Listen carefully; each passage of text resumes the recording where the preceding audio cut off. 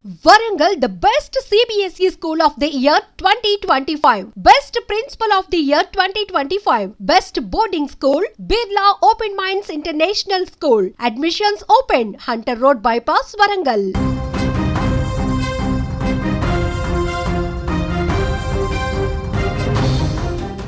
ప్రకృతి ప్రకోపానికి ఓ అమాయక ప్రాణం గాలిలో కలిసిపోయింది.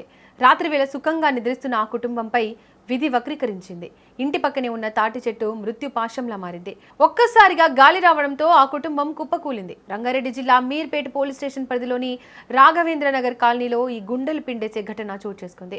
అభాగ్యురాలైన వికలాంగుల కుటుంబంపై విధి ఆడిన వింత నాటకంలో కళ్ల ముందే ఒక ప్రాణం గాలిలో కలిసిపోయింది. రాత్రి సమయం నగరం మొత్తం గాఢ నిద్రలో ఉంది. అప్పుడే వీచిన ఈదురుగాలులు ఊహించని ప్రమాదానికి దారితీశాయి. రాఘవేంద్రనగర్ కాలనీలో సభావతి లక్ష్మి తన కుమారుడు వెంకట్రామ్, కోడలు లలితతో కలిసి రేకుల ఇంట్లో నివాసం ఉంటున్నారు. వారు శారీరక వైకల్యంతో బాధపడుతున్నప్పటికీ కష్టపడి జీవితాన్ని నెట్టుకొస్తున్నారు. ఎప్పటిలాగే వారు ఆ రాత్రి నిద్రపోతున్న సమయంలో ఊహించని విధంగా ఇంటి పక్కనే ఉన్న తాటి చెట్టు ఈదురుగాలుల ధాటికి ఒక్కసారిగా విరిగిపడింది. చెట్టు నేరుగా రేకుల ఇంటిపై పడడంతో పెను ప్రమాదం జరిగింది. రేకులు ధ్వంసమై ఆ కుటుంబంపై పడ్డాయి. ఆ సమయంలో లక్ష్మికి తీవ్ర గాయాలయ్యాయి.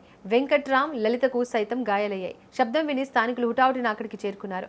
శిథిలాల కింద చిక్కుకున్న వారిని బయటకు తీసి వెంటనే ఆసుపత్రికి తరలించారు. పరిస్థితి విషమంగా ఉండడంతో లక్ష్మిని ఉస్మానియా ఆసుపత్రికి తరలించారు. అక్కడ చికిత్స పొందుతూ ఆమె తుది శ్వాస విడిచారు. స్థానికులు తెలిపిన వివరాల ప్రకారం ఈ కుటుంబంలో అందరూ వికలాంగులే కావడం ఈ ఘటనకు మరింత విషాదకరంగా మార్చింది. కట్టుబట్టలతో బతుకుతున్న ఆ కుటుంబంపై ప్రకృతి విలయం పడడంతో నిలువు నీడ లేకుండా పోయింది. వారి అరుపులు విన్న కాలనీవాసులు భయాందోళనకు గురయ్యారు.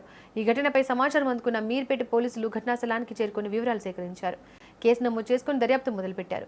నిజానికి ఆ తాటి చెట్టు ఎప్పటి నుంచో ప్రమాదకరంగా ఉందని స్థానికులు వాపోతున్నారు. అధికారులు ముందుగానే స్పందించి ఉంటే ఈ మరణం సంభవించి ఉండేది కాదని ఆరోపిస్తున్నారు. కుటుంబ పెద్దను కోల్పోయిన వెంకట్రామ్, లలిత పరిస్థితి ఇప్పుడు దయనీయంగా మారింది. ఆ చిన్న రేకుల ఇల్లు ఇప్పుడు శ్మశానాన్ని తలపిస్తోంది.